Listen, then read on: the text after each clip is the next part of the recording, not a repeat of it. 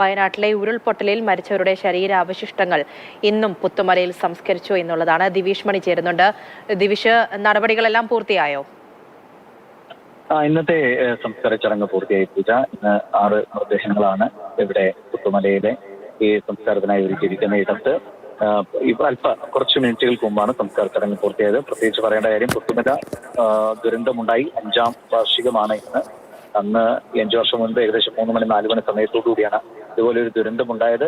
ആ ഇടത്ത് തന്നെയാണ് തൊട്ടപ്പുറത്തെ ഈ വലിയ ദുരന്തമുണ്ടായ സ്ഥലത്തെ ആളുകൾക്കൊക്കെ അവസാനമായിട്ടുള്ള ഒരു ഇടം ഒരുക്കി കൊടുത്തത്. ഇത് തീരുമാനിച്ചിരിക്കുന്നത്, സർക്കാർ സംവിധാനം തീരുമാനിച്ചിരിക്കുന്നത് എല്ലാ ദിവസവും വൈകിട്ട് 4 മണിക്ക് ഇത്തരത്തിൽ ഏതെങ്കിലും മൃതദേഹാവശിഷ്ടങ്ങൾ കിട്ടുവാണെങ്കിൽ അത് അതിന്റെ നടപടികൾ പൂർത്തിയാക്കി 4 മണിക്ക് സംസ്കാരം നടത്തുകയാണ്. ഇപ്പൊ നമുക്ക് 4 ദിവസമായി. ആദ്യ 2 ദിവസങ്ങളിൽ ഒരു മാസ് ക്രിമേഷൻ എന്ന നിലയ്ക്കായിരുന്നു. 30 മൃതദേഹങ്ങളൊക്കെ വീതവും ഒരുപാട് മൃതദേഹാവശിഷ്ടങ്ങളൊക്കെ ആണെങ്കിൽ പിന്നെ ഇന്നലെയുമായി അത് വളരെ കുറവ്. ഇന്ന് 6 മൃതദേഹങ്ങളിലേക്ക് എത്തി.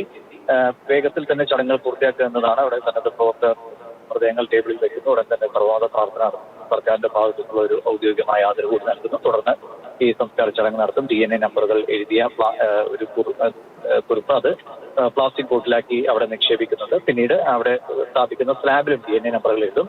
ഈ DNA നമ്പറിനനുസരിച്ച് അതിന്റെ റിസൾട്ട് വരുന്നതിനനുസരിച്ച്, അതായത് ബന്ധുക്കൾക്ക് ഇവിടെ വന്ന് അവരുടേതായ രീതിയിലുള്ള പ്രാർത്ഥനകൾ നടത്താനുള്ള ഒരു സൗകര്യം. പക്ഷെ അത് കുറച്ച് സമയം എടുക്കുക റിസൾട്ട് വരാൻ. എന്തായാലും ഇന്നത്തെ സംസ്കാര ചടങ്ങ് പൂർത്തിയായിരിക്കുകയാണ്.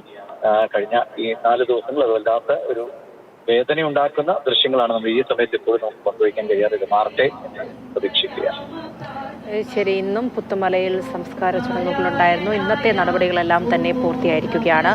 കഴിഞ്ഞ ദിവസങ്ങളിൽ കണ്ടതുപോലെ തന്നെ സർവ്വമത പ്രാർത്ഥനയ്ക്ക് ശേഷമാണ് ഇന്നും ശരീരാവശിഷ്ടങ്ങൾ സംസ്കരിച്ചത്. ദിവിഷ് മണിയായിരുന്നു അവിടെ നിന്നും വിവരങ്ങൾ നൽകിയത്.